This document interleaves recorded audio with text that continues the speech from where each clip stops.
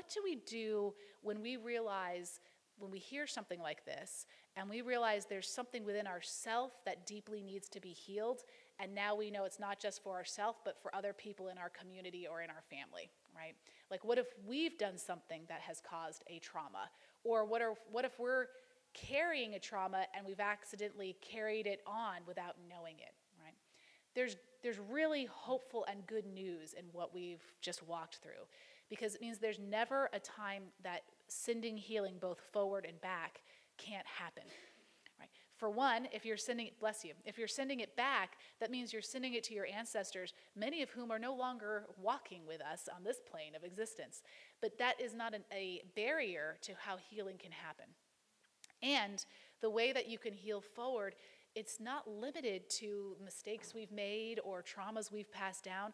There's never a moment that you can't start that healing process. And if you start it within yourself, you'll be able then to pass it on in a much more authentic way, right? Instead of saying to somebody, you know, we need to stop doing this because of that. But when you start living the change, they will want to be able to travel along this journey with you.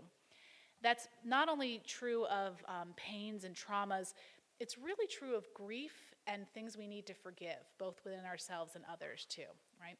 One of the most important spiritual practices you can take on for yourself is a practice of forgiveness. It will change your life.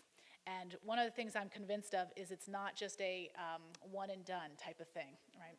Forgiveness literally is a process, and it can take a long time. Anybody who tells you just forgive and forget, they're kidding themselves. Not even Jesus said that. He said, how many times should you forgive? 70 times 70, right? Like a process, in other words. He knew it was going to take a minute. So let that be the seed of hope that's planted in you, that you can indeed continue forgiveness and healing, etc.